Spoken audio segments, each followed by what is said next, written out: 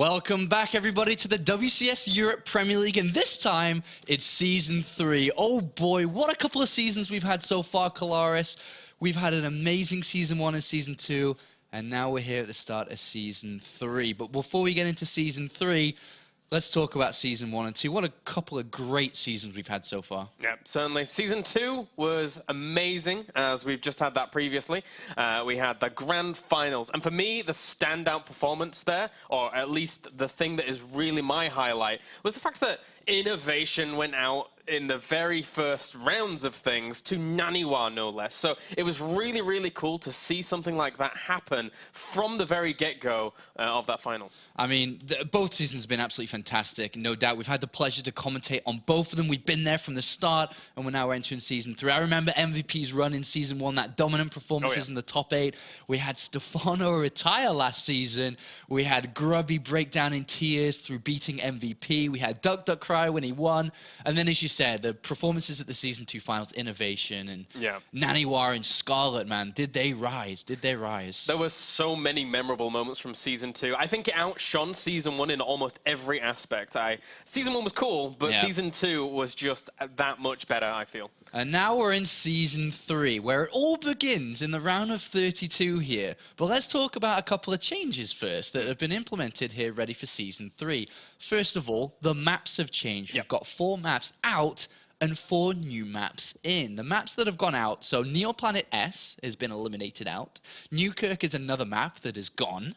Another map on top of that is Red City and Star Station. What do you think about these maps being removed here? I don't mind it too much. I like to see the cycle of maps out, especially a map like Red City being removed now that wasn't really that popular with the players. You saw it once or twice, but not too much. So I'm happy to see a little bit of a rotation, and we have some interesting new maps, I believe. Well, Akalon is actually a map that's brought back in again here. Akalon Waste, a map that you all should know by playing ladder, and you've seen it in many tournaments. But the 3 new maps that have come in, if you haven't played StarCraft 2 ladder yet in multiplayer, you may not know them, and we'll learn them together here. I've only played a few games of them. I think you have as well, you said earlier. But the 3 maps here are Frost, Polar Night, and Yonsu. I think I said that right, or something close along those lines. Have you, I mean, you played a few games, but any experiences on them so far? Yeah, there was only the one, I believe, on Yonsu, I think it was. The fact that people were taking 4th bases in really odd locations, not really getting adapted too quickly to the map. And it'll be interesting to see if those kinds of those plays do come and breach over into the Premier League. But I think these players, now knowing the map pool, will have had a little bit more time. Yeah, they're really bigger maps too than what we used to playing. Much bigger maps here. There's a lack of watchtowers on Yongsu, I think it is. I'm not sure exactly which one it is. There's a lack of watchtowers. No, on Frost it is. On Frost. It's a much bigger map, and it's interesting. It's going to change the flow of the games, and it really does depend, I think, for a lot of these players, how much have you practiced on them? Because it will be important, because unlike the older maps, the ones that have been removed, scouting patterns, hiding tech structures, all these things were figured out. You always knew where they'd be, but on new, fresh maps, we could see some interesting games here for sure. But talking about some other things, some other important things. Again, $100,000 on the line here throughout Season 3. And most importantly now, Kalaris, the points. 10,000 WCS points on the line. It's it. This is the last chance. Season 3 is the last chance to start getting those points in. Yeah, it's certainly very important for players like, I don't know, TLO, for example. Him in Season 3, he was really, really high up at the very beginning of the Season 1. Didn't really do so well in Season 2. But now in Season 3, this is his last shot to accrue a lot of points. And if he does, there is the potential that he can try and breach up into those higher tiers. There's a couple of players just like him, 4GG, who's playing today, who messed up in Season 2, who performed very well in Season 1, is now back in Season 3, outside of the top 16, which is the most important. But a player that is inside the top 16 is NaNiwa, the only non-Korean so far in the top 16. He is set at rank 12, and we're looking to push his points higher. As mentioned, this is the last chance for these players to really ramp it up, to get those points. Because if you don't get the points and you're not in the top 16 by the end of this season, you're not going to play in BlizzCon, which is the ultimate goal at the global finals at the end of the year. And what a pleasure that would be to play there. Yeah, certainly. There's one or two external events that do award some WCS points, but it's really the main WCS tournament. This is the gold mine. Exactly. This is the big chunk of points, especially even if you get to the Season 3 finals. Yes. Massive, massive points on the line. That's top 5 here at this tournament. Through 32 players that we have, top 5. If you get up there and play in Season 3 finals, which will be played in Canada, in Toronto, that's where the real points are. But now let's talk a little bit about the scheduling, because it's a little bit different than last season. This season, what we're going to be doing is playing 3 days a week for the first 2 weeks. So for today and the next 2 days, we're playing Group A, B, and C. The following week, next week, will be from that D, E, and F. And then the week after, on the 3rd week, we'll be playing the last 2 groups, G and H. A bit of a different format, but a lot more games in a tighter, compact area. Yeah, I kind of like it. Having that much to be able to cast in a week's quite nice. 2 days was a little bit of a lackluster week for me, a little bit chilled, a little bit relaxed, but now 3 groups a week for 2 will be quite nice. It's going to be really fun. So do remember that each day will be starting at 6 p.m. just like now, 6 p.m. local time, or whatever it is right now for you. That's the day, or that's the time we'll be starting on each day. So let's now look at today's group, because this, for me, is, if not the best group of all so far in this round. I feel that this is the best group to kick things off with, and this is the closest group and the hardest to really predict on which way things can go. Yeah, there's certainly a lot of firecrackers in here. Firstly, we have NaNiwa, currently 12th in the WCS ranking system, and after seeing him in the Season 2 finals, eliminating Innovation, even defeating what I would call a little bit of a recent nemesis in the form of Duck Duck, after losing to him in Season 2 in Europe, and then actually losing to him in his first round as well. He's looking to make waves here. NaNiwa is by far the most performing, the highest performing, the highest earning non-Korean in Heart of the Swarm. There's no doubt. The facts don't lie. Yeah. He's ranked 12 in the world at the moment, and the nearest player to him is TLO, which is like 18 or 20, I think, if to be exact. So NaNiwa is just up there, and he's looking very much so to be the favorite within this group, for sure. Yeah, certainly. And then our second player, Todd, a very, very familiar face to WCS Europe, both on the field and off it here. He's not doing too well in terms of that WCS rank just yet. He has attended quite a few tournaments outside of WCS Europe, but hasn't really made those splash of results. If he were to move on today, that would be the biggest performance for him thus far in terms of WCS Europe. Absolutely. I mean, back-to-back Premier League now for him. And remember, everyone was very happy that he qualified for Challenge League in the first place. Was happy that he got into Premier League in Season 2. And now he's got a back-to-back Premier League status. Round of 32 last season. We'll see if he can hope to improve on that performance today, because it will be a difficult one. But I don't think this group's going to be too difficult for player number 3 here. 4GG. What a name. Yeah, certainly. I think that for 4GG here, currently sat at 19th in WCS ranking, it would be...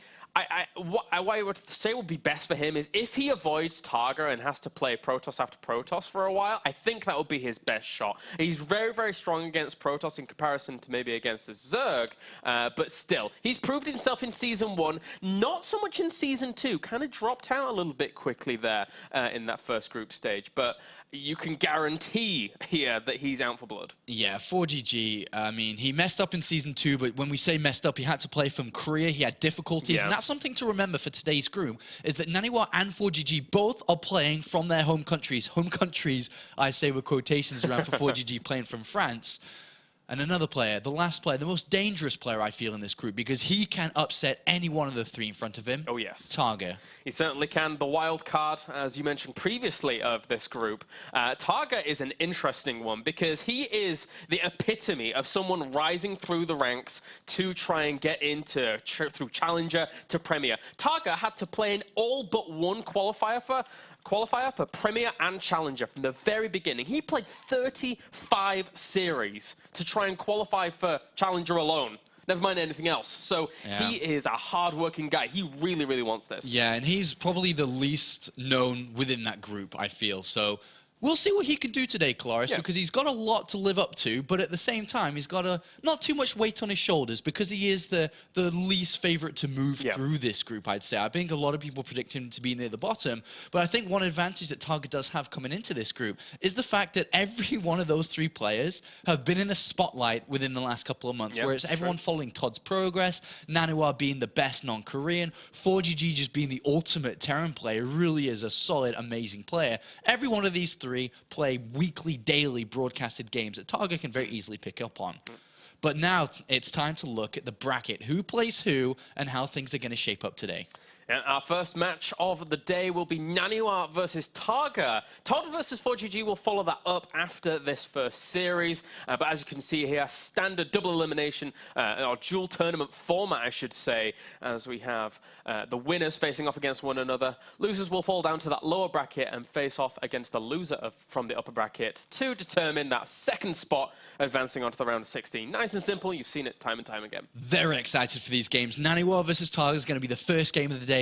This is going to be a good one. We've seen NaNiwa so often against Zerg players in recent times with his Void Ray style, his Sentry style. This should be a good game, and very interesting to see how Targa is going to approach this one. How is he going to play? Is he going to look to maybe, all in this strategy? Has he got something planned to be able to beat NaNiwa? I'm not exactly certain, but we'll find out very shortly as we are about to begin day 1 of the round of 32 here at the Europe Premier League. And what a great group to start us off. Yeah, it's going to be damn good. Our first map, actually, is going to be Polar Night, one of our new ones. Ooh. Interestingly enough, during the veto process, they did veto Yonsu and Frost.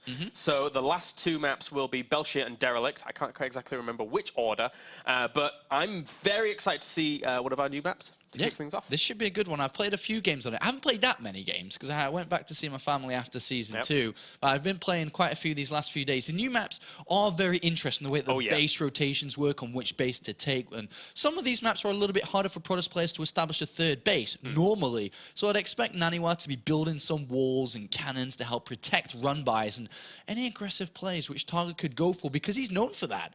Coming from the Southeast Asian region, or should I just say Australia, and studying in Melbourne, he really picked up this very aggressive style. Lots of Zerglings, lots of counterattacks, lots of flanks. We'll see how he can play here, because this can be a good one, or it could be a very fast one here. It certainly could be. And now, spawning up to the northern position here as our blue Protoss, representing the Alliance in Sweden, we have NaNiwa. And down to the bottom, spawning as our red Zerg, representing Norway and Dignitas, he is Targa. All right, I'm gonna put it out there that I'm pretty confident in NaNiwa winning this series, but I'm very, as mentioned, interested in how Targa's going to approach this, because we all know how NaNiwa likes to play. Gateway expands. Oh yeah. Lots of Stargate play, if not every single game Stargate play, and Targa knows that. Yes. So what is he going to do to beat it is the question. He's seen NaNiwa beat Tefl last season. Yep. He saw NaNiwa beat Vortex. He saw NaNiwa go through many a Zerg player in recent times. He saw him lose to Jaedong.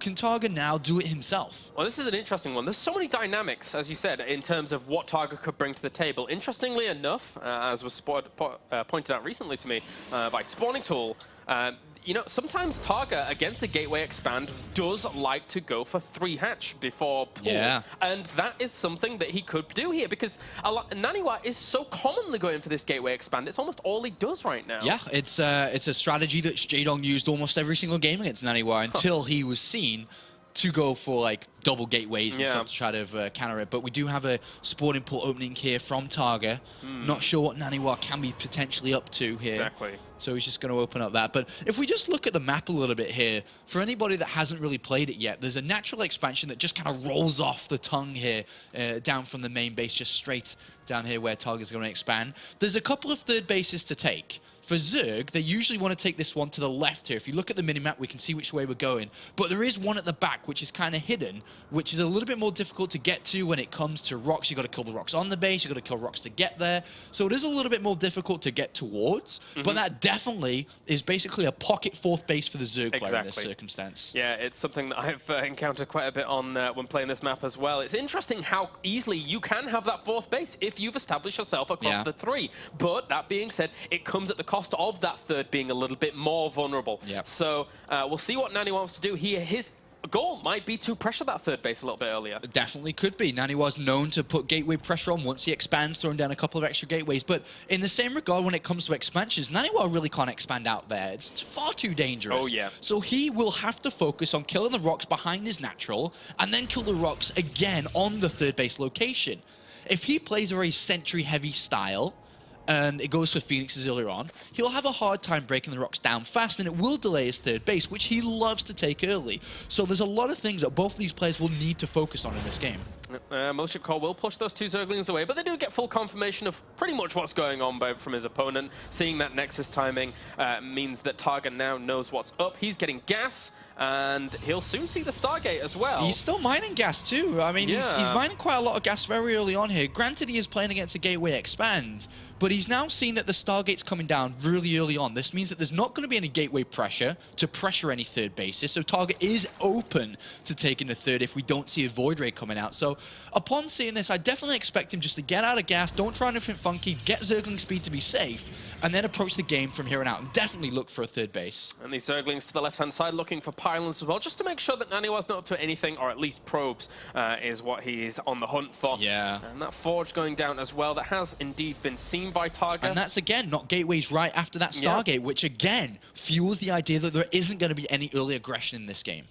So, for now, Targa can feel very, very comfortable considering his third base. And I did not see a Phoenix in production there. But NaNiwa has been opening up quite a few Phoenix with these Stargates before. Sometimes mixes it up to go for Void Rays at the very beginning. But I like the Phoenix opener to kick things off. All right, well, Phoenixes are going to come out, and they will start to harass any Overlords around the map, but it's a new map which maybe these players haven't had too much experience on. I think that NaNiwa's played roughly 70 ladder games so far on his main account, you know, and then considering there's other and older maps in there too, we don't really know how many times he's played on this map. So does he know where all the Overlords are going to be?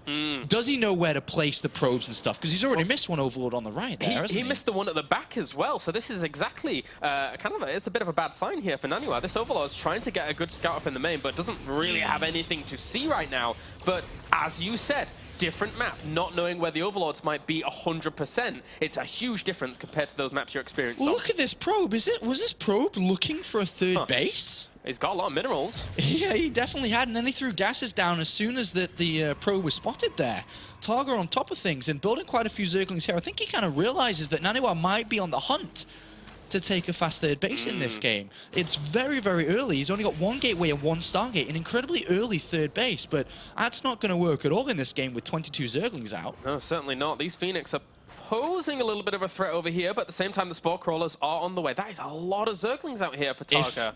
If NaNiwa tries to move out with a handful of Sentries and Zealots to take a third base, which Targa, I think, has really felt that may be happening here, he can really deal a big blow to NaNiwa. Yeah, he certainly could do. And now these Phoenix trying to pick up one Queen that moved out of position to spread creep. Very, very nice. No spores there to defend that. Second lift did have to go off because there was that third Phoenix only, not a fourth. So a little bit of a tough spot. Yeah, NaNiwa's definitely abandoned plans. He's seen all the Zerglings now. He's going to have to use a Force Field here most likely unless he wants to lose the Sentry or a Pylon.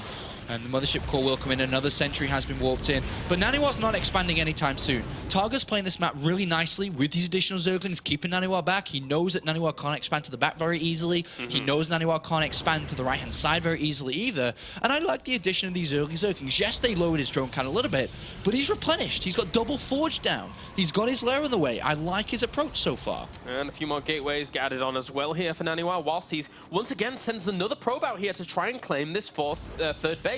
But the Zergling instantly spots the pylon going down next to it, so Targa still knows about NaNiwa's plans for the most part. NaNiwa's intentions 100% revealed. What will Targa do now? Because I don't think it's wise to build units anymore, because +1's going to finish. The Zerglings won't be able to beat too many Zealots, but he is doing a great job delaying the third base for sure. But he's got 26 Zerglings coming in. Ooh. He is going to try to pressure. He's going to try and put more pressure on this. I don't think this is the best decision, though. 26 Zerglings, if NaNiwa warps in a couple more Zealots with the Mothership Core and a Void Ray backing that up, yeah, I think that the Zealots should be fine to take this third. But I guess flanks, counterattacks, May work. Anything you can try. I mean, these Zerglings still moving around in the middle of the map. There's a flood of Zerglings moving across the map here as well. That one Voidra is going to have a field day, but it doesn't kill these Zerglings fast enough if they go for the aggression. He saw a lot of those Zerglings with the Phoenix. Yeah, he does. He knows exactly where they are now, so he needs to make sure he is walled in at home. He can warp in some more zealots. I think NaNiwa's fine here, and I think that maybe those Zerglings are a little bit wasteful here, but ooh, NaNiwa's out in the open. He's got his units surrounded. Ooh, he did get a few of them surrounded, but at the same time, Zealot's going to try and deny a fourth base, and they do deny it. That drone runs away after cancelling. Interesting location of that fourth base, trying to take there from Targa, to be honest with you. Yeah, definitely interesting here. Could have used some Zerglings to kill the back rocks. This is never really going to work out for him here, as NaNiwa's got Archons on the way. Very good against Zerglings, remember now. He's got +1 attack, Zealot speed about to finish. Targa feels the pressure. He is getting spine crawls down, and this in the back will allow NaNiwa to expand too. Yeah, this army's actually pretty strong. 42 army supply against 45. Those spire crawlers and spines that are going up here have to be up in time to deal with He's got to get a good surround here, otherwise he's going to lose his base. Yeah, these Zealots are going to do a lot of damage here. +1 weapons finish. Carapace is just about to finish for those Zerglings as well, though. That'll make a big difference. 4, 3, 2, 1. It's going to finish in seconds time, and he does get a pretty decent round, but the Archons move back and hug the wall. Very, very nice positioning there by NaNiwa, and at the same time trying to move forwards, picking up a lot of those queens. How much damage is he going to get done? There's not really that many Zerglings left over. Well, NaNiwa seems to be pushing through here, and Targa in a bit of trouble. He's got a lot of units on the way, though. He needs to hold this third base. He cannot let this die. He cannot let this fall down. All he's got is Hydralisks, but they're not enough to tank the damage, and the third base is going to fall. And very easily from this is the recall will be attempted, won't work. And I don't know if he can get out with these units, but still, he's really dealt a critical strike to Targa here. Oh, the resources lost is monumental in favor of NaNiwa here. 5,500 against 2,100. Yes, he'll lose the majority of these units here, if not all, but still, really good economical damage done. And the most important part for NaNiwa here is to just to go back to his third and defend it. Yeah. Get ready to defend. He's going to have +2 attack. He's just now finished up with Storm from his Templar Archive 2 and warping in a couple High Templar. All he needs to do is control the amount of units that come from Targa, and no matter what happens from this position, he'll be in a very good spot. Very good, actually. Yeah, certainly so here. Targa now moving into a position to, I guess, try and poke around, but with this third base down and with his economy shattered in comparison to NaNiwa's, I don't know how he can do this. He has to try and do some damage, but at the same time, his opponent's upgrades are good. As you said, he has Storm. His composition's going to be good. Yeah. NaNiwa's in a great spot. He's heading on a lot of gateways too now, but there was a run by attempt to the natural here. The warping at the last moment did catch it, so these Zerglings won't do anything. Hydra's come down. They won't do anything here. Very good position for NaNiwa to be in. These charge lots holding their own very nicely. Oh man, I'd actually be so eager as NaNiwa to force field those and kill them off. So eager in that position, but he doesn't know how many units are out there, though, in case he was to get surrounded. But confidence can sometimes hurt you. And that Archon took a lot of damage, but now he's recharging his shield, so that's a very efficient trade there by NaNiwa. I mean, just look at the income, too, man. Look at the income difference. So good. It's very, very good for NaNiwa. Very good indeed. And he's setting up proxy pylons once again to try and go for assaults. Oh, wait, he's just got Storm. I thought he had that before. Did he not? Oh, okay. I swear I saw it. I'm seeing things. I'm sorry. Oh, well. First day. First day. It's my first day on the job, guys. Season 3. Season 3? Okay, loses a Phoenix as well, and has to cancel some of these pylons. Thankfully for Targa, these have been spotted over to the right-hand side, so not really much damage can be done there. And he is taking his fourth once again up to the top left, but I still think that this fourth base up to the top left is too vulnerable for him to try and... I don't think he's going to allow it to go up if he scouts. I think so too. I think he should have killed the back rocks and taken the one that's hidden further away here. But remember, if this game was to go on very long and he's able to successfully mine from that base in the middle, then he can always use that as a backup expansion later on and get more money later. So there are benefits of taking the one out there in the open, but in this area, is he really going to get to late game? I don't know. It's going to be difficult because NaNiwa now is gathering a lot of momentum. And as soon as he maxes out, he can move across the map with +3 weapons and all of these zealots. And his army is huge. Well, I mean, it's 105 army supply to 107. But unit-wise, the power behind it is so strong. Yeah, and the zealots have zealot charge. Fantastic. Yeah. It's my favorite upgrade. Best one. Ooh. And he's not going to go for the engagement in the end. Oh, well. Yeah, NaNiwa is so comfortable on 3 bases here. He has an army that I don't think can be stopped here, if I'm going to be honest with you.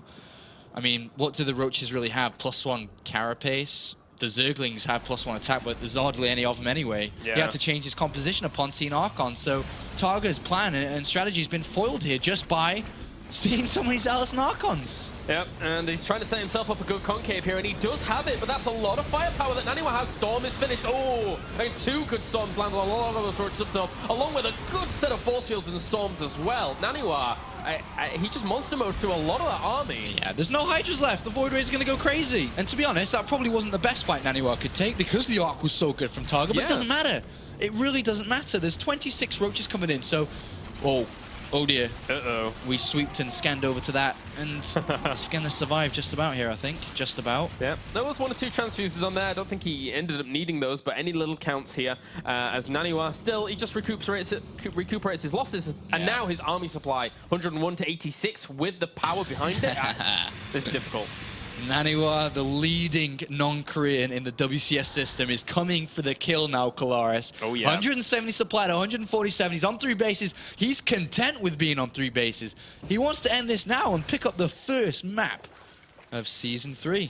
3-base Protoss can be scary sometimes. Oh, now look at this. He's going to warp Prism into the main base and say, "What's up, Targa?" And then he's going to come attack from his main forces. A beautiful move here from NaNiwa, almost sealing the deal. Yeah, he's just pulling him everywhere. NaNiwa playing out game number 1 so well. And again, this is a map where establishing a 3rd base as a Protoss can be pretty difficult. But he's played it out very, very well indeed, getting a lot of this tech in the main base. The army's nowhere near to defend this. No, he's going to lose everything. And if he goes back to defend, NaNiwa goes to the left flank of this map and will wipe up everything if his opponent stands still. Likewise with NaNiwa.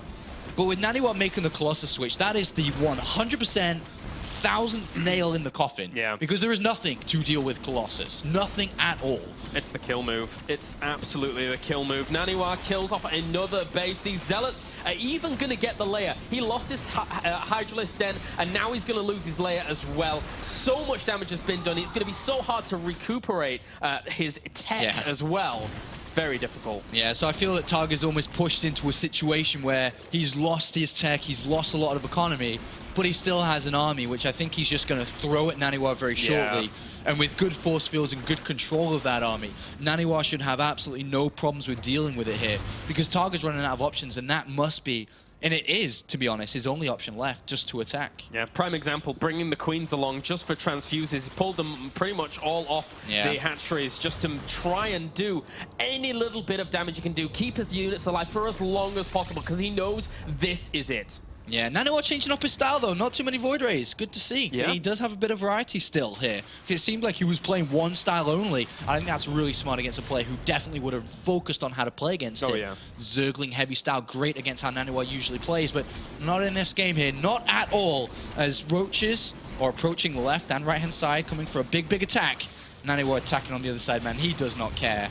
No, not at all. These two Colossi should be able to hold them at bay for quite a while, warping in some units on the ramp so they can't get to those Colossi. And, well, killing off a few probes as well, but still doing damage at the natural. All those Zealots do get cleaned up, and these Roaches get cleaned up and incinerated very fast. Oh, look at this on the right-hand side. Just storms coming down. Absolutely annihilation here. Everything's dead. Everything is dead, and NaNiwa's 80 supply ahead.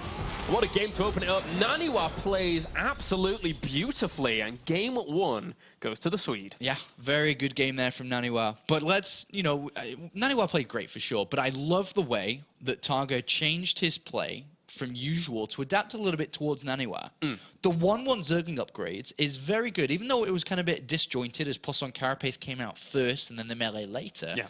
Together as one, it's very, very good against a player who's going Mass Void Rays or Phoenixes, doesn't matter which, and Zealot Sentry to take a 3rd base. So Targa's game plan from the very get-go was to delay NaNiwa from taking a 3rd base on a map that is difficult to take a 3rd base. It was a solid plan. Yeah. Definitely. But the Archon switch and the very early Twilight Council and Templar Archives completely threw him off. And then we had to see him tech switch over. He couldn't defend his 3rd base before he could react. And then from there, the game just fell apart. He was, I mean, going into the mid-game, he was always anticipating a lot of Void Rays. Going Zergling Hydralisk in this matchup, it has been around for a while, but it is more so here nowadays to try and deal with that. Even then, though, it's very, very difficult. So Targa just got stuck between a rock and a hard place, man. Yeah, it was a bit brutal, to be honest, there from NaNiwa. But what do we expect from the ranked number 12 in the world at the moment? NaNiwa just a different league to Targa, some may say. Of course, you know, NaNiwa beat Innovation at the Season 2 finals. I mean, what more can you say, right? But going into the next map, Derelict Watcher, a map that is, again, very difficult for Protoss to play on, but it is NaNiwa versus Targa. Let's see if NaNiwa can live up to his expectations and clean up a 2-0. I think a lot of people are expecting him to do so. Yeah, I'm expecting him after that map as well. Very, very impressive play, as we did get to see a new map, technically new map, for our first map. And actually, you know, casting that, it was very exciting, just because of the map alone. Yeah. Haven't cast a map. Haven't cast it before, so cool stuff. First time. All right, guys, let's jump into game number 2 to see if NaNiwa can take it the 2-0, as we have spawning down to the bottom left-hand corner here, our blue Zerg, representing Norway and Dignitas. He is Targa. And up to the top right, our red Protoss, representing the Alliance and Sweden. Currently 1 game up, he is NaNiwa. NaNiwa played in all 3 seasons, round of 16 in the first season, and then he got top 5 and was able to qualify for the Season 2 finals, did very well there, and now he's in Season 3. Targa, on the other hand, though, you mentioned all his qualifier runs. Oh, yeah. It's his debut in the Premier League, and his debut goes up against the best non-Korean StarCraft 2 player. Certainly a It's tough a difficult one, yeah. It's interesting because his run through all the qualifiers, again, played in absolutely every single one apart from one. I imagine he was sick, or it was someone's birthday, or he was at a wedding, anything like that. But he beat out amazing players, people like Genius and Stardust during these qualifiers. So it's not that Targa can't bring it to the table. NaNiwa's just playing very, very well right now, and Game 1 exemplified that. Yeah, I mean, last year when Targa got top 4 at DreamHack Valencia, beating 4GG, Lucifron, and Hero, I mean, that just shows us that it's definitely in him that he can do it. And he's beaten 4GG recently. Just in Challenger League, he beat him. Definitely, you know, Targa has what it takes within inside him, but can he unleash the beast here on the main stage of the Premier League? Can he indeed? He's certainly a beast, man. Have you seen his weightlifting videos? I've seen some videos, yes, I have. That's some scary stuff. He can lift a lot. Are we going to see 3 hatcheries here? I think we may do. Yeah, we will. Yep, he's sending out the other drone. So what we were saying before, and Mr. Spawning Tool, or actually it's a tool, but it's certainly right. This is what Targa likes to do, and he got the confirmation in Game 1 that, hey, maybe he's going Gateway Expand, and, you know, he decides that he is, so it's going to be that 3 hatcheries. Yeah, it's good. It's definitely a very good build against NaNiwa's style, but NaNiwa can definitely do things about it. If we look at his cybernetics core right now, it's halfway through being complete. As it completes, he'll have 100 gas, and I guarantee you he'll build the Mothership Core. A Zealot and a Mothership Core can do a lot of damage together. Oh, yeah. They can slow the Zerg down just by, you know, picking off a potential Queen, any drones transferring, and then if NaNiwa sees this and then probably decides to throw down extra gateways behind it, I'm pretty sure NaNiwa will look to do some pressure to this. I'm expecting gateways to come down instead of the Stargate this time. Certainly, and NaNiwa now with his Zealot already out, and his Nexus going down. He can on that Mothership Core right now, so there we go.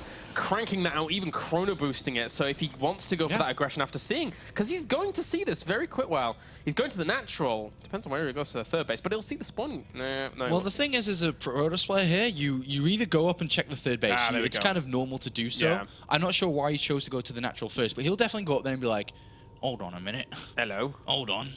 You've got 3 hatcheries down really early. And the Zealot immediately goes over. Yeah. And I'm pretty sure the Mothership Core will follow it too. And I'm even more sure that we'll see extra gateways come down. I don't think that he throws a Stargate down upon seeing this. Look, 2 extra gateways. He's going to pressure it. He's got a probe out on the map. He's going to say, you can't do this to NaNiwa. Speaking to himself in 3rd person, you can't do this to NaNiwa. No, you can't, man. And NaNiwa's going to say that. And he's going to try and pressure this 3rd base, but and we'll see how Targa's going to react to this. He has to anticipate something like this is going on. 3 queens are coming down, good for defense. Going to be hard to get over there, though. And the Zerglings start to attack away, but... Nice micro by Targa. Yeah, very nice. Really nice there. But we need to see that probe throw down that pylon very shortly here. The Mothership Core will have a time warp available. That's usually very good against a single... Oh, 1 drone. Oh, no. Oh, nice save. Nice save there. Very nice. Where's that pylon? He hasn't thrown it down yet. Seemingly not. Maybe he was wanting to try and provoke a response out, but there we go. He's definitely got it coming down. But Targa did get gas very early, though. It was 3 hatcheries, gas, then spawn and pull. So he does have Zergling speed on the way. And Zerglings. if he's able to... We've seen it as well. Actually, he's going to get the probe and the pylon. Oh, beautiful. Wow. He's got a... NaNiwa needs to warp in immediately there. Yeah, he actually needs to warp in straight away. And he should be able to. His or is he going to give it up? Just warping in. He has to. Okay, so he's going to warp in some here, and meanwhile, the Mothership Core died off to the Queen as well. Not the best start here for NaNiwa. He's forced a lot of Zerglings out, but... And he isn't doing any... He actually needs to abort this, because there's too many Zerglings out. 16 on the way. But I would say this is a good start for Targa. Yes, he did lose his Queen, but he's cleaned up this without taking any major losses here. And in the process during all of this, he saw the Stargate. He has seen what his opponent's doing. Granted, he could probably guess that was going to be occurring from NaNiwa anyway, but still, it's good to get the confirmation here. The Zerglings trying to wrap around these Zealots, not getting too much done, and will be forced away eventually. Oh, but that being said, there's a lot of reinforcements on the way. Yeah, he built a lot of Zerglings here. Oh, and he actually gets them completely. A very, very nice position here for Targa, forcing that force field out as well. Even more sentries warping in, a lot of gas expended. Yeah, there's a lot of gas wasted here because he would have loved to throw down additional Stargate units here. He's only got one Phoenix. That slowed him down a little bit. He probably would have liked to get the Forge and a +1 attack soon too. So things have slowed down a little bit for NaNiwa. So great use of defensive units, which Targa used offensively there. So very nice setup. He's got his Spores and Overlords on the way too. Not bad here, not bad from Targa, but what's his tech choice? That's the question I'm asking. He's set up economically, but is it double evolution chambers and link upgrades? Is it straight to layer? I think layer now. Yeah, I would go with that and just straight to the Hydralisk Den again. I think that's probably where Targa's going to find most safety against what he's seen thus far. But double the second... Well, actually, that's only the first Forge, isn't it, for NaNiwa? So yeah, just getting those upgrades going. Just getting the upgrades going. Targa did deny the probe from getting the third base down as well here. And even a couple of Zerglings do attempt to get into the natural, but do get denied there. But so far, so good. The third base does come down from NaNiwa. But in this position, as a Zerg player, the way that you should approach this is don't try to be too aggressive. 20 Zerglings, I think, can work here because NaNiwa's slowed down. But after that, focus on upgrades, focus on getting the Hydralisk Den down, and a big Hydralisk attack. 20 Zerglings you can expend here, definitely. And with the Roach Horn going down, there's no room for him to just try and do any Roach attacks or anything like that at this point. Because there's always going to be Void Rays and stuff, right? Yeah, I mean, you can go Roach Hydra. Yeah. You can go Roach Hydra, sometimes better against very heavy Zealot style, so it does make sense. Yeah. But definitely focus on just getting your economy up and running. I mean, Targa's at 56 drones. He's about to have 65. And that's pretty good for him. I mean, these 20 Zerglings definitely threatening. But overall, he really needs to get the Hydralisk down ASAP if he wants to fight against NaNiwa here, who clearly likes to play Stargate units. But Templar Archives again. Do you know what? Roach is great against this. Roach Hydra great against this. Roach Infestor great against this. It's interesting, though, because I feel that Targa's layer was a little bit later than I was anticipating, and NaNiwa, I didn't... He actually mistimed his gas a little bit, is the answer to your late layer. I was looking at it. Right, okay then. Well, Targa, he is still threatening with these Zerglings. NaNiwa playing very defensively with his positioning of his gateway units, but he has to. He absolutely has to. All right, so Targa pokes in now. He sees Stargates or Void Rays being built, but he hasn't seen additional Stargates. Yeah. But he's thrown down the Infestation Pit just because he may realize, oh, if he's playing the same style as last game, Roach Hydra's very good against this. Starts Roach Speed, gets the Infestation Pit. He's building what it takes to beat NaNiwa at the moment. This is very, very nice. I think he sees the lack of Stargate units now. He's seen one Void. He's like, one Void Ray? Is that it? Just one now? If there was any more... It's certainly, if there were any more Stargates, there would be certainly a few more Void Rays than that. Maybe even just the 3 that would have come out from that initial cycle. But NaNiwa now morphing in those Archons as well. Did these Zerglings actually see any Archons? I think NaNiwa's a little bit too slow here, unfortunately, unless he doesn't see this. But he's already started his Roach production. He's already got a great economy here. Targa's in great position. A few more Overlords and then a bunch more Roaches. I think he actually beats everything there very easily. NaNiwa would have to recall. Yeah, he certainly may have to. Fourth base is going to go down for Targa at the south here, but with these Roaches in production, NaNiwa, this is a very open map in the middle, especially with this creep that Targa has set up in the middle here as well. If he positions his Roaches well enough, this could absolutely just obliterate this army. Yeah, he's got to be. Both players have to be careful here, but Targa definitely is going to look to crush this. Where's the mothership core? It needs to be close.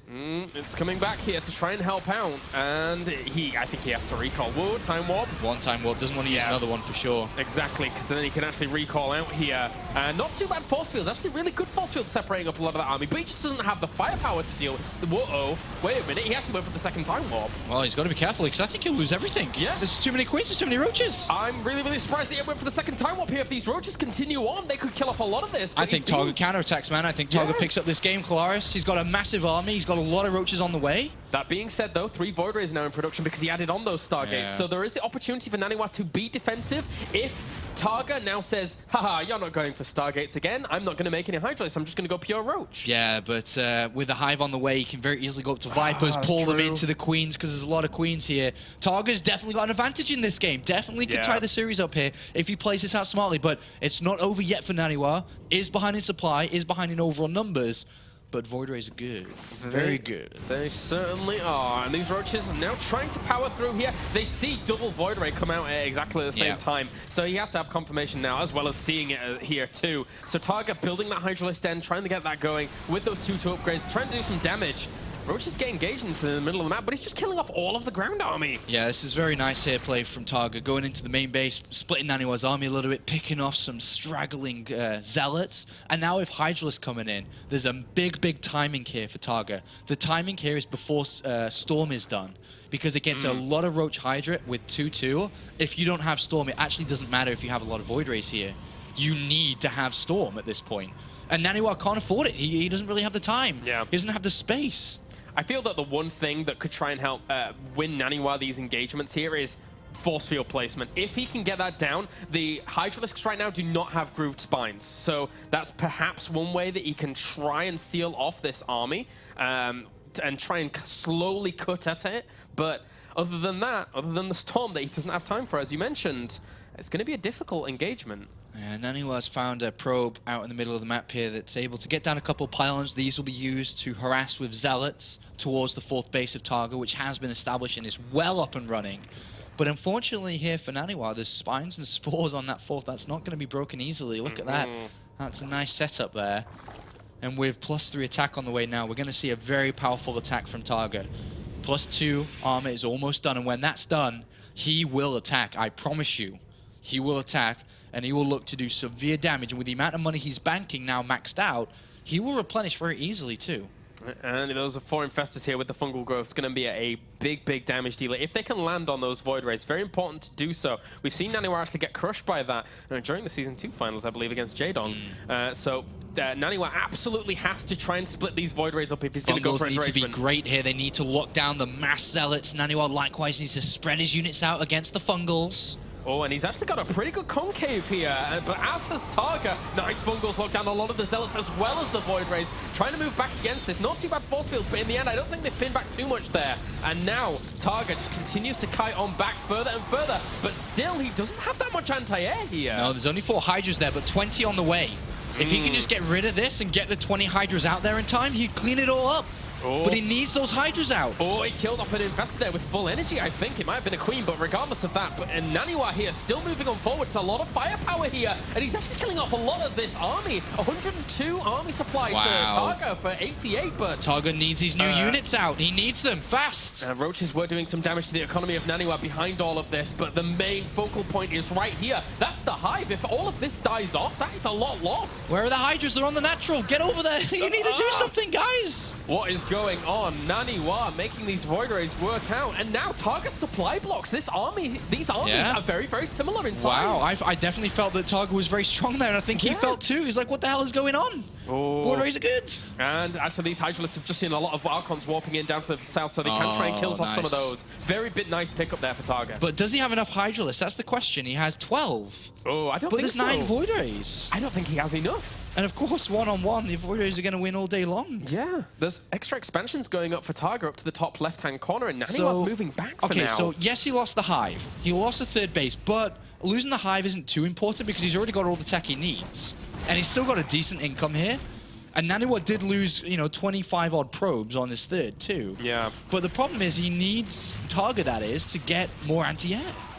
He certainly does. And with the +3 weapons finishing for NaNiwa as well, this army that he has it's just worked out. There's no other way to say it other than it's worked out, and it's very, very strong right now. I think if a direct engagement comes with some, does he have any force fields? He has quite a few sentries left as well. Wow. Yeah, Archons have +3. Zealots likewise getting a lot of damage done. Storm is now on the way. That's where things get really, really difficult for Targa. Because yes, he has a good composition against what NaNiwa had. Didn't win the fight, but with Storm, that's almost impossible. Exactly. Targa's just stuck in this mid-tier tech that, well, I mean, he's kind of limited and forced to be limited to that mid-tier tech because his hive went down because he built it at the 3rd base. If he'd have built it at the main, then maybe, he would have been able to retain that during all of that. But now, that it's hurt him slightly. He could have, had Vipers coming out or something, anything to try and deal with this. But even Vipers wouldn't have been the best choice. Yeah. What would you go for from this if you're in the Zerg position? Right now, you're in a bit of a difficult one. Yeah. You really are. I mean, I agree with the Infestor choice here. It's like he needs to lock down the Zealots coming in. He needs to lock down the Zealots coming in. He needs to hold back the Void Rays. He basically needs to hold back everything. He's got to get Neural Parasite too. Wow. Wow. I mean, sure, if he gets a couple of these Archons, I guess that's kind of good, but this is a difficult position for Targa. I really, really did like his position there, and I really think he did too. Yeah, I think that he felt that he could... I guess he just allowed NaNiwa to kind of gain a bit more strength when he maybe should have attacked, or... I mean, I don't think so. I think it's just the fight. It could have been a better fight for him. Yeah? That's all I really think that it could have been, a better fight. Better concave setup, or...? Yeah, I think Targa did nothing wrong when it comes to setting up before that fight. Right. And then it was just the fight. Great play by NaNiwa, great spread of units. No Fungals really did that much in the fight. The Queens were stuck, a lot of units were clumped up together. If he'd been spread out a little bit more like NaNiwa was, I think it could have been better for him. But this is really difficult for Targa. Now losing expansion to the top left. His income's going to drop down lower and lower again. I wonder if he can make a miracle fight with Nora Parasite. Maybe. Can he do that? How many neurals is he going to have? He's going to have like 10 or so, right? So if he can like somehow hit all of the Archons and a lot of the Void Rays, or all of the Void Rays and a few of the Archons, any composition of that would do quite a lot, but still, Fungal's kind of important as well here for just locking down a lot of the Zealots. And there's always going to be high Templars for feedbacks. Yeah, there's feedbacks, there's a lot of Storm. NaNiwa playing this very patiently because that's all he needs to do. Yeah. He just needs to build the right army, and it's up to Targa, it's up to Zerg players to attack the Protoss player in this position. The Protoss player doesn't need to attack you unless he knows it's going to be a clear win. And of course, NaNiwa will be walking in to a better setup and a better arc of units where he wouldn't do nearly as much damage as if Targa was to walk into him. So NaNiwa's in a very good position here, making a switch over to Colossuses as well. Let's have a look at the anti-air now. It's 9 Queens, 12 Hydralisks, a lot of Infestors, a lot of energy for Infested Terrans too. I'm sure we'll see Infested Terrans come out with this amount of Infestors. And NaNiwa has established himself that 4th base with a lot of cannons and a Void Ray to defend. So Targa's attempts at trying to shut that down with a handful of roaches are going to be futile. And he hasn't really got full information as to what Targa's absolute composition is. He keeps sending out a few hallucinated Phoenixes and maybe a real Phoenix, but he hasn't seen it fully yet. Well, there's the Warp Prism down here, and this shouldn't be able to do too much. Maybe going to cancel on the space, but maybe not here. Oh no, he is actually going to get it. Nice. It would be nice to stop that Warp Prism, because that's going to be a pain in the bum for the entire game. Oh yeah. And interestingly enough here, we just had a Swarm Host pop out. So 2 Swarm Hosts are currently trundling around in the middle of the map. They did get Evolve Enduring Locusts, but I'm not sure they're going to do too much. 2 Locusts here really don't do anything. Yeah. And NaNiwa, I mean, even mixing in Fleet Beacon, mixing in Colossi, just covering every single angle necessary. Yeah. What's his army? 145 to 144 supply. It's so much stronger than Targa's army. What can Targa do? Yeah, that's what I'm just trying to think about what he can do. He needs to take a good fight, and he needs to just kind of see how many units he destroys. It really is going to come down to Targa's fast thinking, because he'll need to address of what units he kills in the fight and then rebuild the right ones. Well, these Infestors are just accruing a ton of energy, and they've almost maxed out in that regard. Even more Swarm Hosts going down as well. So with the Swarm Host coming out, Targa's saying, I can never win a fight for a long time. So I need to stall out and somehow make myself the ultimate army. I guess, but I still don't even think that works here, because NaNiwa always has all the time in the world as well behind this. The problem with Targa's ultimate army building, or as you said, with getting Swarm Hosts out, is that I think he's very vulnerable to just a straight-out, hammer attack from NaNiwa. Yeah. The amount of storms, the amount of damage he has in burst damage when it comes to Archons, Colossus, and Void Rays with Storm, I think NaNiwa would break through a couple of waves of Locusts very easily. And I think he'd be so exposed. Clearing off these roaches is fine. He's kind of looking to replenish them with Swarm Host, so he will lose a base to the top left, which is a bit of a sad news to tell you. But I wonder if Swarm Host can work. I don't know if they can. Jeez, this army is super, super strong. So many Archons, Colossi, Void Rays, High Templars. He has very little in terms of gateway units. Still another pokes over here for Targa trying to move around. But again, he has very little basic gateway units, I should say. No, not really that many Zealots. Just a few Stalkers here and there. This is like a dream army for Protoss right now. Oh, it really is. I mean, Targa needs so much time because he'd love to go to the ultimate composition, which is Vipers, Broodlords, Corruptors, everything. And he's not really there anytime soon. He's got a long way to go. He's got a lot of money to do it. It's just the time. And I really think with NaNiwa getting the Dark Shrine out, which is going to harass these bases with Zealots, NaNiwa is going to start to get a bit eager because he likewise has a lot of money. I really think, though, that NaNiwa wants to take a new base soon. He's run out of money in terms of income as he's lost his main, and naturally he is starting to drip down a little bit, as you can see, 800 to 15. Definitely needs a new base or to win the game now. It's one of the two. And a few more roaches going to sacrifice themselves here, arguably for the greater good, but more because they wanted to go and try and harass this base. And NaNiwa moving over to this location, knowing that this is the one last bastion of hope for Targa. These bottom bases to try and get that income going. And, whoop, has to be careful. Swarm Hosts are pretty good if they're left untouched, but still, this army's so strong once again from NaNiwa. I mean, both of them do have a relatively strong army here. Yeah. It will come down to the fight, as most things in StarCraft do come down to the fights now. Oop, catches one Archon. Couple of feedbacks coming in here. 1, 2, 3. Ooh, nice use of those High Templar. Very nice 2 High Templar there. Very, very nice indeed. A few Fungals, once again, locking down some of these Archons. If you can kill off 1 or 2, that'd be not too bad for the trade of those Swarm Hosts. Locust even, but still, doesn't get too many. NaNiwa sitting at only 10 gateway, or 10 warp gates and 3 gateways, actually, to be exact. Not that much reinforcement power there. Not at all a lot. No. I mean, he's been so low on money all game. And this one Dark Templar going to work on the Infestation Pit now, realizing that his opponent was building off a lot of Swarm Hosts. Maybe he wanted to get some more, but in the end does not. Ultralisk Cavern even going down here for Targa, so just getting absolutely everything, throwing the kitchen sink in there as well. Yeah, I mean, he's just, like I said before, whatever fight he takes with his 200 supply army, what he sees left over, he'll try to build the best unit against what he sees. Yeah. For example, if there's a bunch of Stalkers and Zealots, he'll build Ultralisks. It just depends on what he sees. If it's Colossus left over with Zealots, Ultralisk, it doesn't matter. With the amount of Queens and Transfuses he has, that's very good, but it really depends on what he can kill off here. He needs to start doing something, some damage to NaNiwa's army. Remember, NaNiwa doesn't have an income. He doesn't have a lot of gateways. Any trades are good here for Target.